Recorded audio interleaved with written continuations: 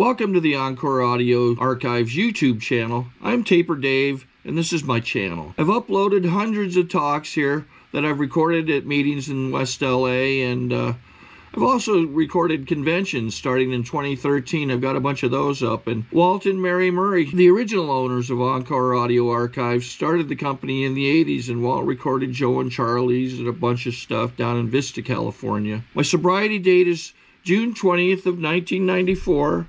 I hope you find something you like, so please like and subscribe to my channel and comment down below.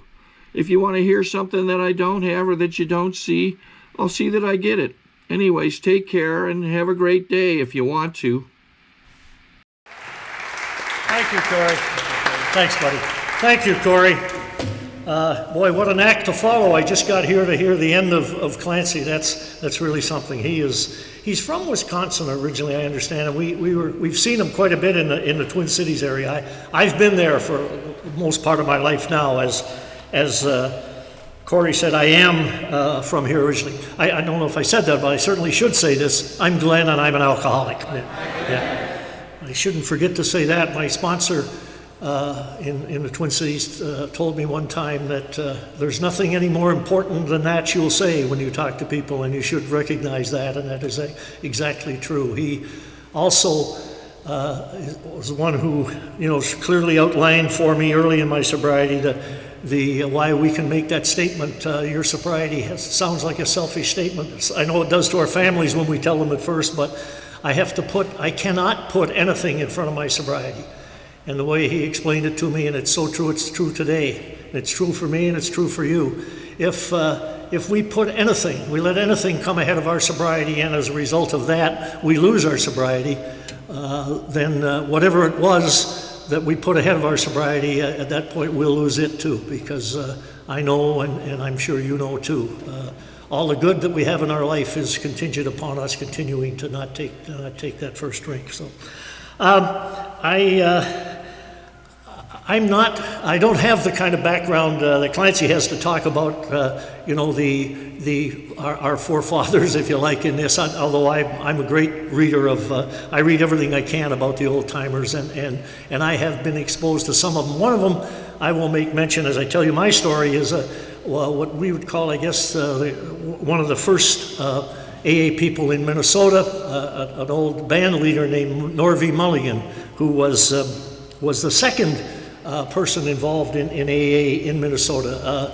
Pat Cronin is considered in Minnesota the godfather of AA, and of course Minnesota, sometimes they call it the treatment center of the world. We've got a whole slew of treatment centers there, Hazelden of course being the featured one, but all kinds we're the land of 10,000 lakes, and it seems almost 10,000 treatment centers. So we have a lot of people who are influential in this movement.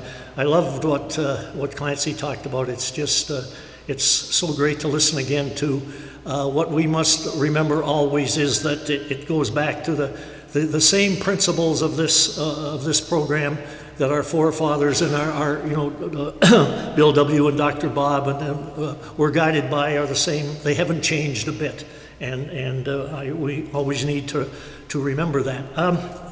Let me just tell you my story, and as Corey mentioned, I'm a Canadian. I was born in Moose Jaw, of all places, but we came down here, I was born in 29, and of course right in the Depression, and we moved down here to Toronto when I was about 4, I think, and I think we regard our hometown where we went to high school, for me that's Hamilton here, and I was a youngster in Hamilton. I had a older brother, a year older, younger sister, just 3 years younger than I, and one 15 years younger, whom I'm visiting up here in Canada now. But and I had an alcoholic father who, as Clancy alluded to a little bit, and my sponsor tells us often, most alcoholics never get to a single meeting. And I'm going to talk to you a good deal later about gratitude and how important I think gratitude is in our fellowship. And I know maybe that's particularly why I am an awful grateful human being. I watched a man who never got a chance to be shown the way out. You know, we need to be so grateful that we are. Clancy alluded to that right at the end, and we said we're in that little eye-opener thing of all time, 70 years now, where people have been shown a way out, and that people before that, and my dad was one of them, there was no way out that he was ever exposed to and had a chance to do. But I hear sometimes when I go to meetings, I hear people talk about their childhood and that they were, you know, they always felt that they didn't belong and they felt left out and they were a very unhappy childhood. That's not my story at all. I was a very happy little guy. I had a wonderful mother who was the Rock of Gibraltar in our family and made everything all right always. My sister, who used to write for the Toronto Sun here a little while ago under Jean Sonmore, and she wrote a marvelous tribute to my mother. My little mother lived till she was 96. We just lost her about 4 years ago here, my young sister wrote a wonderful tribute to her there, how she made everything all right in the throes of all this confusion and you know, one catastrophe after another that the alcoholic life brings on us. And as I read that, I knew that's what exactly had happened with me too. My mother found a way always to make everything seem to be okay. So I didn't have that. And this is going to sound like boasting a little, but I think we're given things that even out too. God-given, I was given the ability to play a lot of sports well that got me a lot of recognition. So I was a happy little guy. Very soon I was playing one sport after another and always doing quite well on it, in it, and I had life was very, very much fun for me. And I used to think that I never had any trouble with alcohol till much later in my life. My little mother again brought me up short on that once. When I came home, I had been away by then playing minor professional hockey. I was playing some inter-county baseball up here too, but I was playing first junior hockey 1 year in Guelph and 1 year in Brandon. Then my first trip to Minneapolis, I played for a minor pro team there, and then a year or two in Cleveland in the American Hockey League. I did get to New York very briefly, played for the Rangers a little bit in 53, 54, a little bit in 55, and then I was sent back to Cleveland in the American League and had the misfortune there of getting hit in the eye with a puck, and I was to lose the one eye, and my playing career was over. But what I wanted to say, and now I've lost the train of thought for a second there, but so I know what I want. I said, I thought when I looked back after when I was getting in a lot of trouble with alcohol, well, you know, I really didn't have any trouble earlier.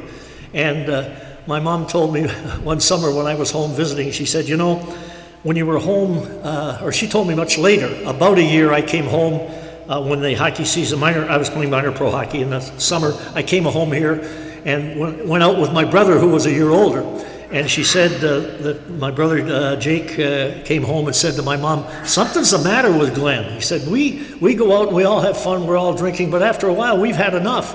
And once he gets started, there is no stopping him. And once we run out, we had bootleggers in those days here, and our bootlegger's name was Nelligan over in Hamilton. He said, he's out in the street hollering for Nelligan. So much for my idea that I didn't have any trouble with alcohol. I had trouble with it from the start. It was one of the problems in me stopping, and maybe this has been true for some of you, was that I was not a chronic everyday drinker. I was a periodic drinker, I guess they call us, where I would be okay for a while. Then I'd go off on a spree and disappear for 4 or 5 days or whatever the case may be. And I think that made it difficult for me to quit for some time, because I would have times where I thought I could do just what I wanted to do, which was go out, drink with the boys, have some fun, run around for a while, and then go home. And I might do it 2, 3, 4 times in a row. I never knew when that time was coming, when they would go home and I would go around the corner further and I'd be off and running. And that's what sets us aside, I think, from the others. At some point, we cross that line where we have no further control on the amount we're going to be able to drink. And I didn't know that for a long time. When I look back on it, I realize it very well now.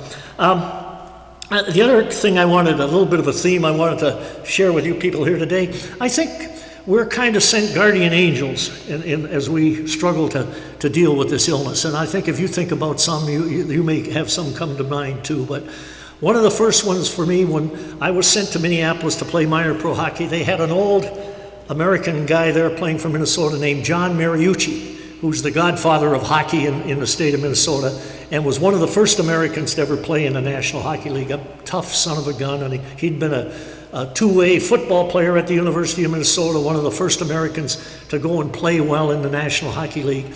And he was done his major league career. It had been interrupted partly by World War II, but he was back in the Twin Cities now. He knew he was going to live there eventually, and he was playing for this minor professional team.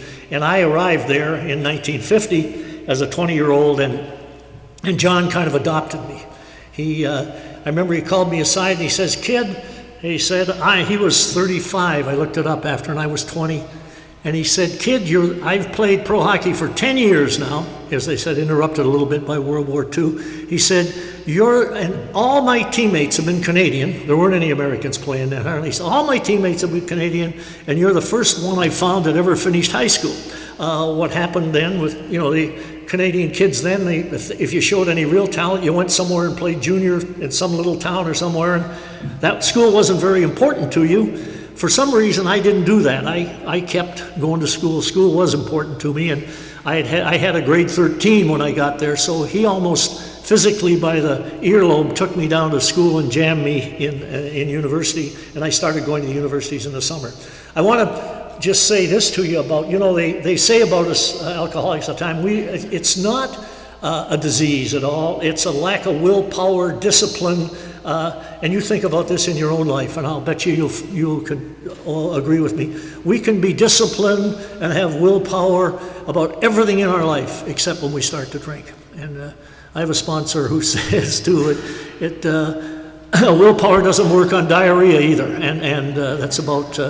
But I was able, I not to be boasting or anything, but I did. I was making a very minimal minor league hockey contract, yet I would somehow find to put away enough money so I could go to school all summer.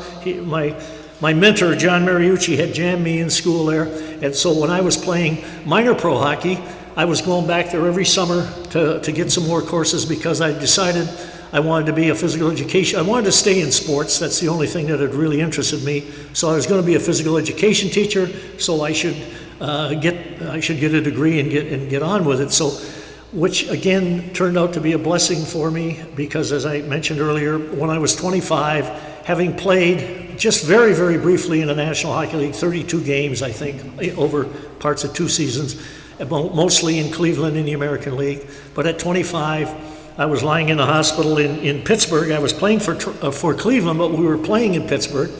I was lying in the hospital there with a doctor who told me that I had not a chance in 1,000 of seeing out of that eye again. And before long, they removed it because they're afraid it might have some effect on the other eye. So, as you can imagine, I'm 25 years old. I got married by then. We had.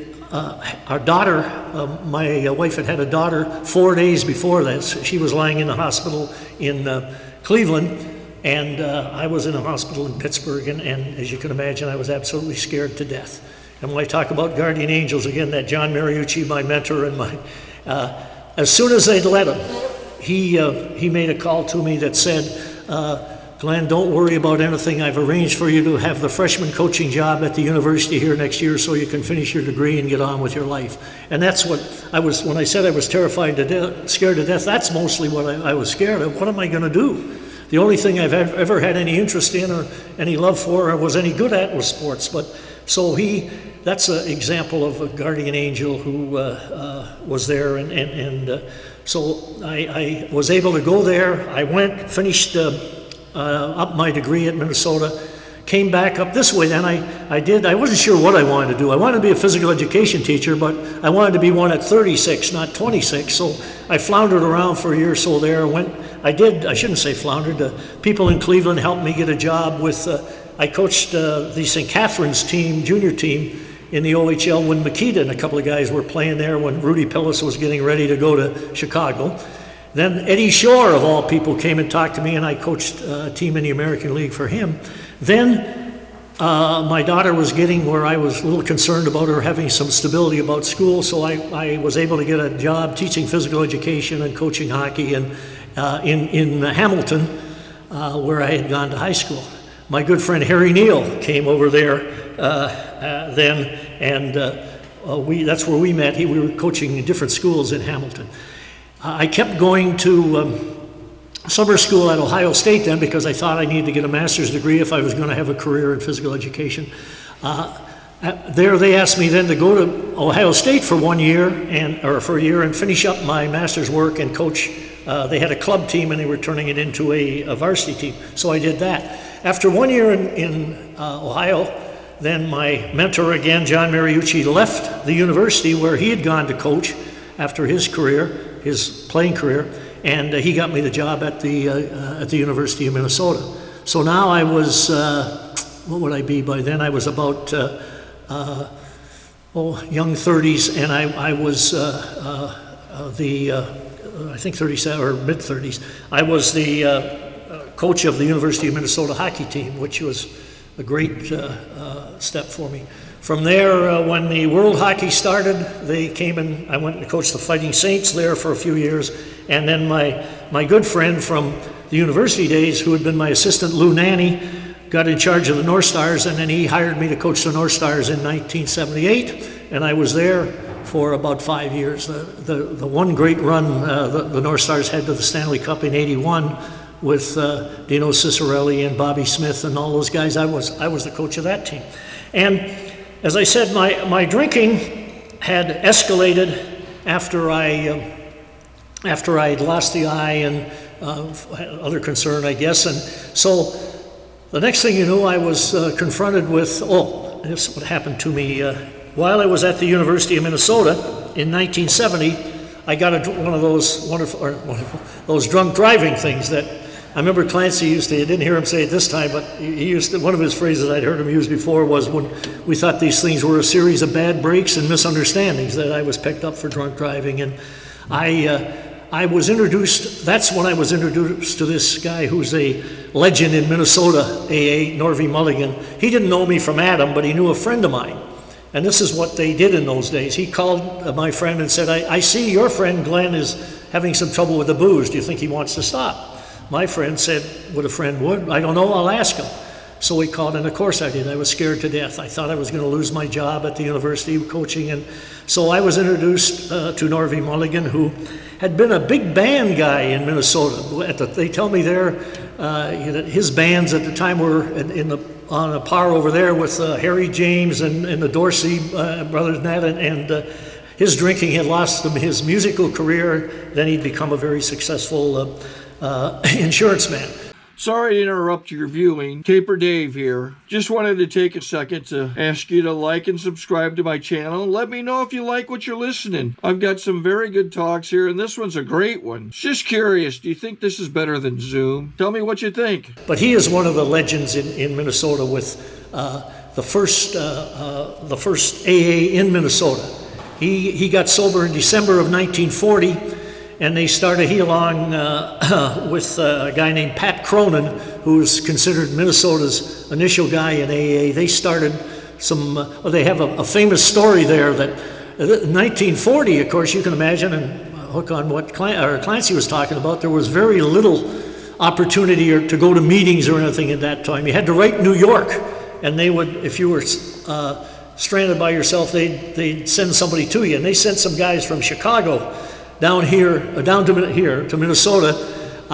They came, it's described in a book about the history of AA in Minnesota. They came down for a football game between Michigan and Minnesota, and Pat Cronin had written New York and asked for somebody to help him. So he said they burst into his room where he was sitting with a quart or something, but the blessing that happened was and they write about it, that there was a 4-day blizzard that hit right then, and they were holed up in a hotel somewhere. And when they're telling their story, both Pat Cronin and Norvie Mulligan, who was to help me so much, they got to spend about 3 days with these two guys from Chicago who had been sober about a year, and were able to really concentrate on these guys. And from that, the growth in Minnesota started, and they have a place called 2218. It's like an Alano, whichever you call them, clubhouse. It's still there. And I went to a lot of original meetings there when Norvie was my sponsor for a while. So Norvie came to me in 1970. It shows you what a quick learner I was. That was 1970, my introduction to AA and to meetings, and I got sober in 83. But he took me to some meetings, and I was one of those, maybe you people can identify with this. After I went, yeah, this is okay, but I really don't need all this. And of course, in those days, we went once a week. I'd come in at the last minute, sit way at the back, and scoot out right as soon as I could, and didn't meet anybody particularly other than Norvie, and he wasn't always there. But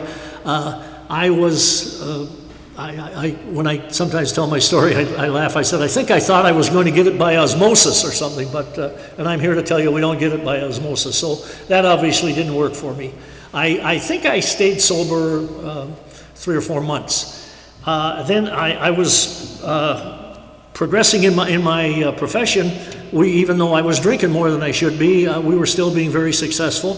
We went to the national championship with the university team the year after that, and then that world hockey started in '72, and they came and got some of us out of college to go there. So I had a chance I was a general manager and coach of the Minnesota Fighting Saints in the world hockey in '72, and I was still, I guess you'd call it, what do they call those people? Functional alcoholics. That's what I was, I guess, for a while, and things were still going along pretty well. However, what happened is our team, although we were doing not badly, financially was having some trouble, and we went out of business. And Harry Neal, who had come there with me, the same guy who now broadcasts Hockey Night in Canada, we had been together about 5 years when we went out of business, and he got a job right away, and I was having trouble getting a job. And so it kind of registered with me. Maybe the word was getting around that I wasn't handling the booze too well. Well, of course it was. I couldn't get a job for quite a while. Then when I did get one, a friend of mine, Gilles Leger, hired me. Shows you how crazy we are in some of these things. After he had interviewed me and was giving me the job, and he hadn't said anything about drinking, I said to him, and Jill, don't worry about the drinking. I've got it under control. He found out very quickly how much I had it under control. We went to Birmingham. The first trip we took at the start of the year, I got out running around the night before, and I woke up in the morning, and I missed the plane for the first trip we were making, so I had to catch up with the team up in Quebec. When I did, he sat me down and said, Glenn, we can't have any more of this. I'm fining you $1,000. In 1978, that was pretty good bit of money, but if we don't have any more of these instances, I'll give it back to you at the end of the year. I tell you that to show that I wasn't quite over the edge yet, I guess, because I was able to not have any more of those instances, and I got my $1,000 back. I'm spending too much time on this. What happened, my good friend Lou Nanny got the job with the North Stars, and he hired me the next year, and I went there. The thing about that, he came to me kind of sheepish, these things we have when we're living like we're living. He said, Glenn, he said, and he knew me fairly well, he said, I've never seen you drunk, but some people with the board of directors here with the North Stars think you might have a problem with alcohol. Would you mind going in for an assessment? Well, I knew I had a problem with alcohol. 1, 2, I was so anxious to get the job, I'd have done anything, so they sent me to for an evaluation. They decided, I guess, I wasn't quite over the edge, and they only made me go to outpatient. I went to outpatient. This was in 1978, a place called St. Mary's there. Very confrontational. I tell my friends, all I really remember about that was about 20 times a day somebody get in your face and saying, how's that make you feel? And I'll show you how it makes me feel. But that was the way they did those things in those days. And those things, when I look back now and again, I wanted to stop. I thought I could stop, but I didn't. I was not yet ready to do the kind of things we need to do. And before long, I was out sneaking around again. And again, we were being quite successful in North Stars through those times. But at the end of the 1980 season, they had one of those interventions with me, and they whisked me off to California. and for treatment there. Again, I went through that, and you know, I wanted to stop, and I thought I could stop.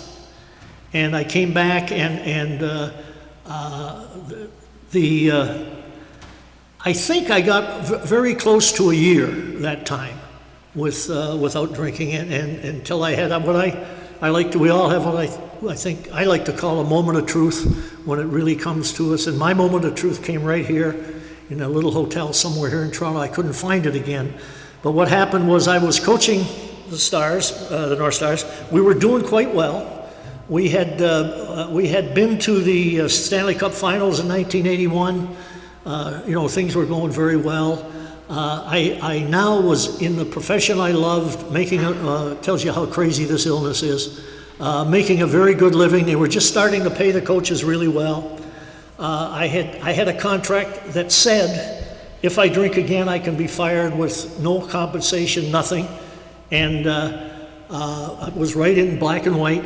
And I was doing, as I say, if you were in coaching, I had there were only 17 NHL teams then. I had one of the best 17 jobs in the world in this profession, written right in my contract. If you drink again, you can be fired with no compensation, nothing. And I think I'm a reasonably intelligent guy. And then you tell me how I wound up rolling around in a little alley behind a bar in Pittsburgh at 4 o'clock in the morning with 2 guys who were trying to roll me, I think.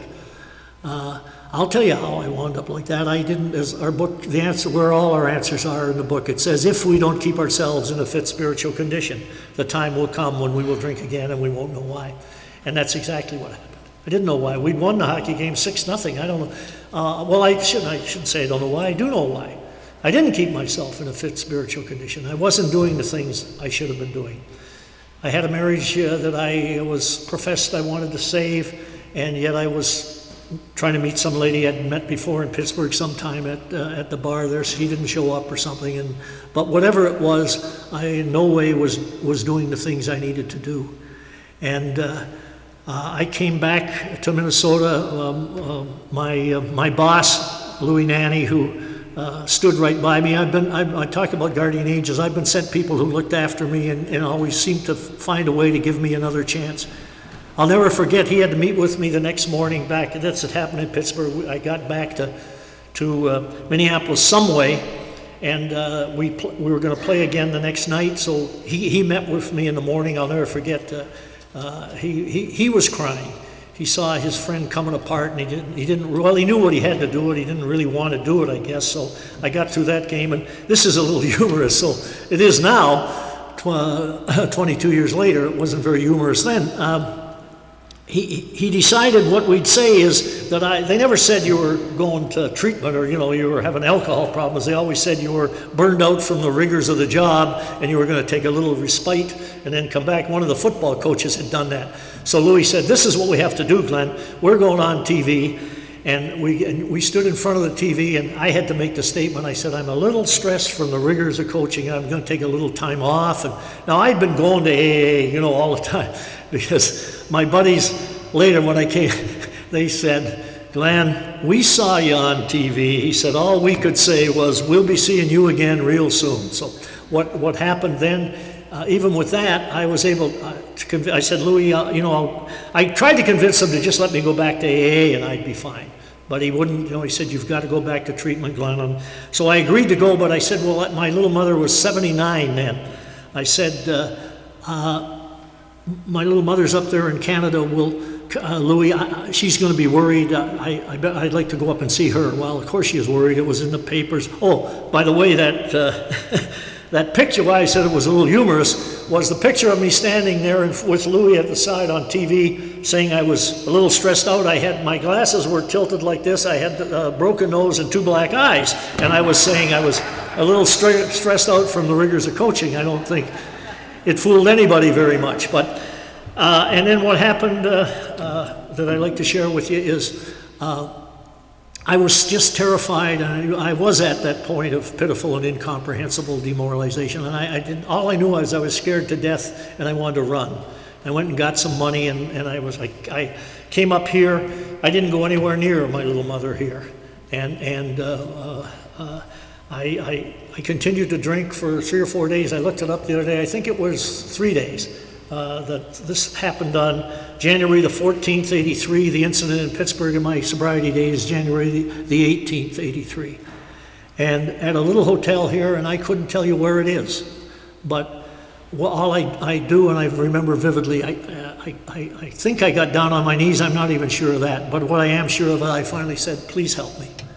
And it was like a miracle. It really was. I was like I was being led to the airport again, where my great friend Louis Nanny had left me a ticket. I flew back to Minneapolis, where I had to change planes. I didn't go anywhere near my poor little mother up here in Toronto. When I got back to Minneapolis, I called my mother up here and told her what I was doing. I called my wife in the Twin Cities, who I hadn't seen for 4 or 5 days, didn't know where I was or what I was doing either, and I was on my way to treatment again.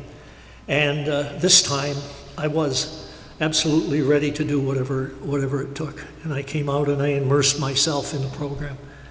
And what I'd like to say to you is, any of you that might be new or anything, the wonderful news for us, and Clancy put it out there so well, we're so gifted and we're so lucky to come at a time where there is a solution.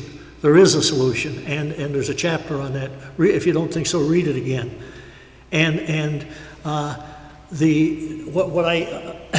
I go, my life now revolves around AA. It's where my social life is, where my joy is. I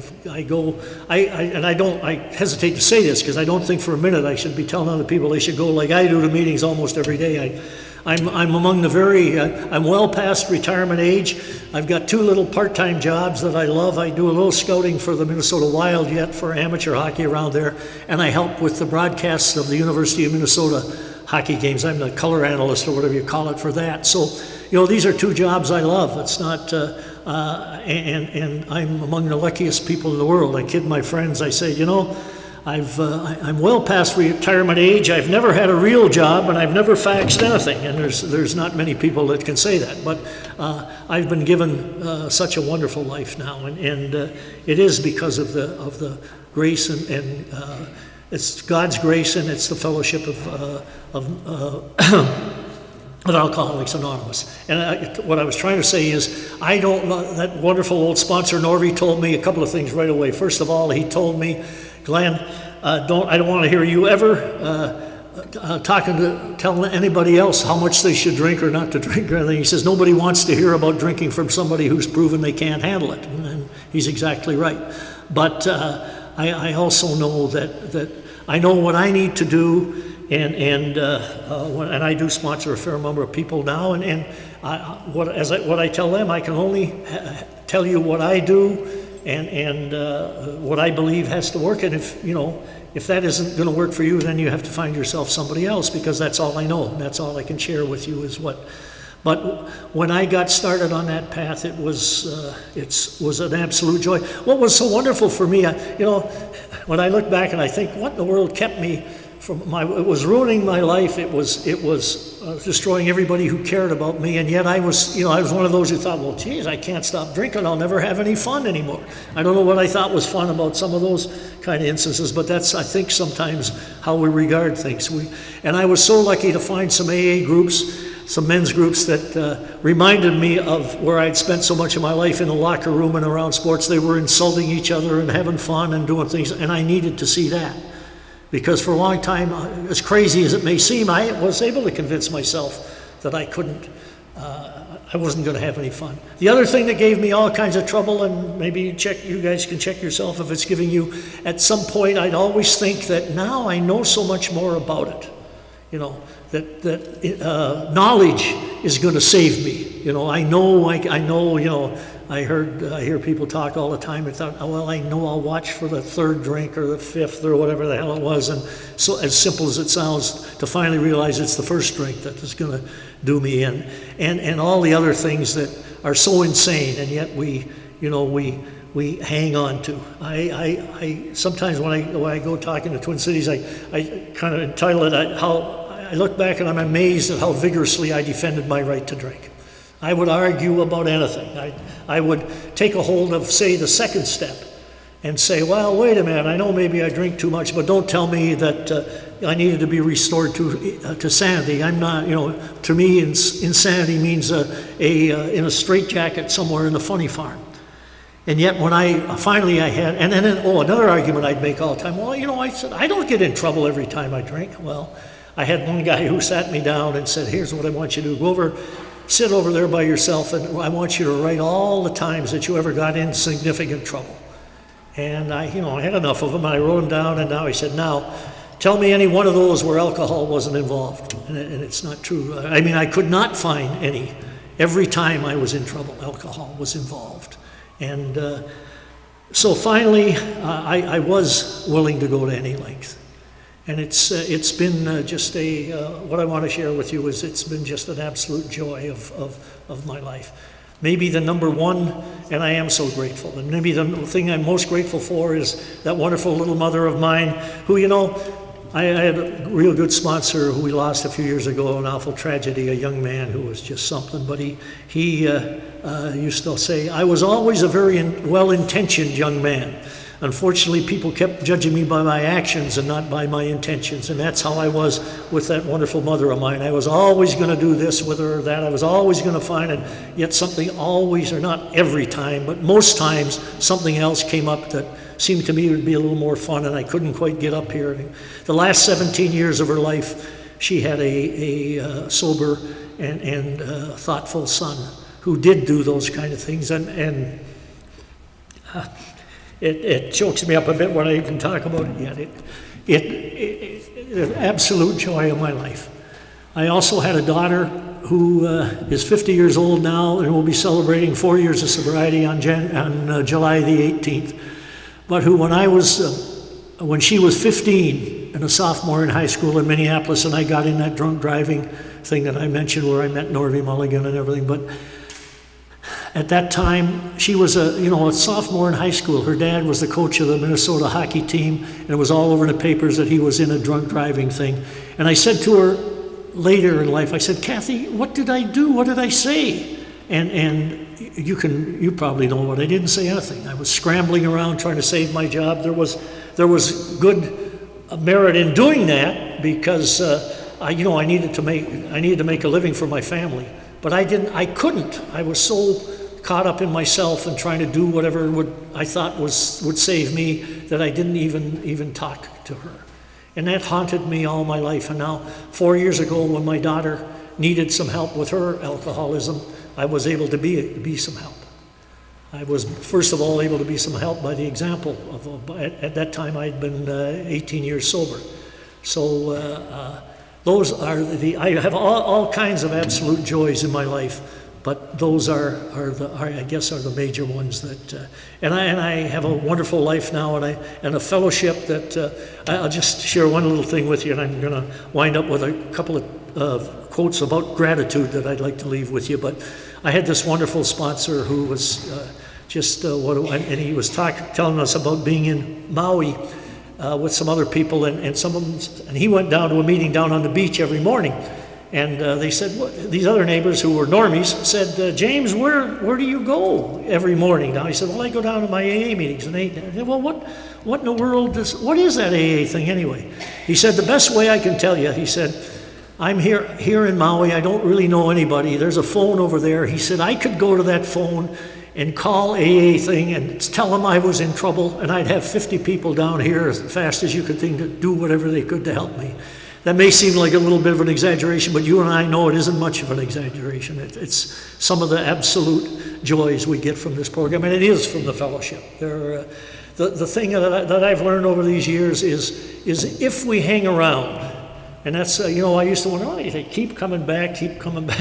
All the things they said, I asked Norvie, my old sponsor, I said, Norvie, how long do I have to go to these damn meetings? And he said, just until you want to. And at that time, he'd been going for 44 years. And I said, Norvie, you've been going for 44 years. Do you still have to go to these damn meetings? He said, Glenn, just because I don't drink doesn't mean I don't get crazy. And I think that's there's a maintenance of our sanity in this. Sometimes the still suffering alcoholic is us. My buddy James used to say too, he didn't drink or anything, but he'd come to our meetings and he used to say that this is where I come to tell on myself. and he'd come and confess that he'd have what he'd call a behavioral slip. He'd been insulting to his wife, or he'd been something. That's where Corey mentioned earlier that I heard a guy talk once, and he said that gossip gets into our things and is a terrible thing, and that's where he said that I've learned to if I'm going to say something that I have any doubt at all whether it is really worthwhile or whether I should say it, I ask myself those 3 questions about what I'm going to say. 1, is it true? 2, is it kind? And 3, is it necessary? And if I can't answer the yes to all those things, I don't say it. And you'll be amazed at how many things you eliminate when you put it to that test. And that's what I would like to finish with. I think what happens to us over time is we become so grateful for what has happened to us. And I think that if we are grateful alcoholics, there's no chance. It is impossible to be self-serving and egocentric through if you really are grateful. James, that sponsor I talk about always time, he said, if you're having difficulty at all, go over somewhere, get off by yourself sometime and tell yourself your own story, and see if what's going on right now is worth the anguish or whatever you want to call it you're giving us. I've gone on long enough here. I'd like to just, I've got things I read, I'm sure a lot of you do too. One of them is by Melody B., which is an Al-Anon thing really, but I really enjoy reading her comments. And the crux of her message so often is be good to yourself. And Clancy mentioned that too. We have a terrible time being good to ourselves. I think for some reason, we think we don't deserve to have good things happen to us, and we certainly do. But this is talking about gratitude. We lost this guy in our meetings in Minnesota not long ago. A wonderful man, Jack you'd know him, Corey, Jack Renwick. He used to come to our Thunderbird meetings there, the T-Birds, a restaurant. We had noon meetings. And he used to come on his anniversary date and talk about gratitude and buy lunch for everybody that was there. We used to always be trying to figure out which one he was coming to so we could have a big lunch. But he talked about gratitude every year. And this, I would like to close just by reading you this definition of gratitude. We learn the magical lesson that making the most of what we have turns it into more. Say thank you until you mean it. Thank God, life, and the universe for everyone and everything sent your way. Gratitude unlocks the fullness of life. It turns what we have into enough and more. It turns denial into acceptance, chaos to order, confusion to clarity. It can turn a meal into a feast, a house into a home, a stranger into a friend. It turns problems into gifts, failures into successes, and the unexpected into perfect timing, and mistakes into important events. It can turn an existence into a real life, and disconnected situations into important and beneficial lessons. And here, these next couple are the ones that I really think sums it up for us. Gratitude makes sense of your past, brings peace for today, and creates a vision for tomorrow. Gratitude makes things right. Thank you very much for having me.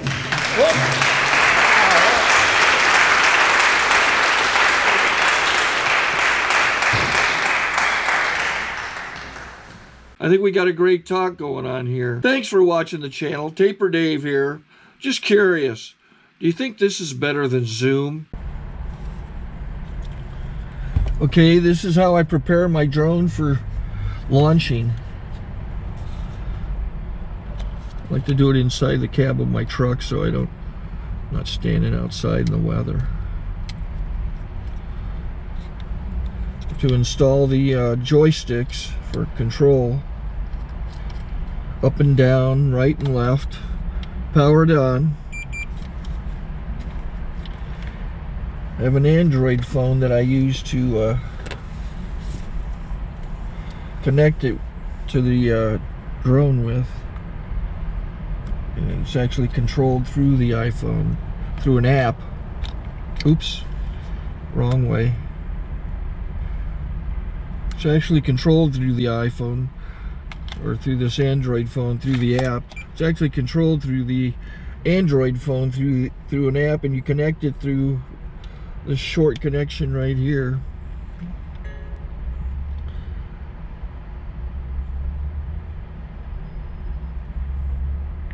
Remote control connected. Remote control's connected. So I pull out the drone. I have to extend the legs. Long legs extended first, then the short legs. Remove the gimbal protector. Set that aside, then power it on one short burst, then one long burst. I lay it down. So I have to go to calibrate. So the drone's not connected yet. It shows you here as this drone gets disconnected, even though the remote's powered on. So the drone has to establish it's connected. So I go into the app to calibration mode. First I'll calibrate the remote controller. Start calibration. Out, in, out, in, up, down, and then this little wheel is to control the gimbal. So it's calibrated. Go to gimbal calibration, start calibration, and then it calibrates the gimbal. I don't know if that shows up. The gimbal's moving all over the place. Changes, you can see it on the video. And I'm calibrated to take off. It's acquired 7 satellites at the moment. There are 26 satellites up in the sky, which it has to acquire before you can take off. So it's connected. It's got enough satellites. This is white. I can go to press this little arrow button, swipe right to take off, and it would start the motors if I slid this to the right, but I'll wait till I get outside. Don't want to do it inside.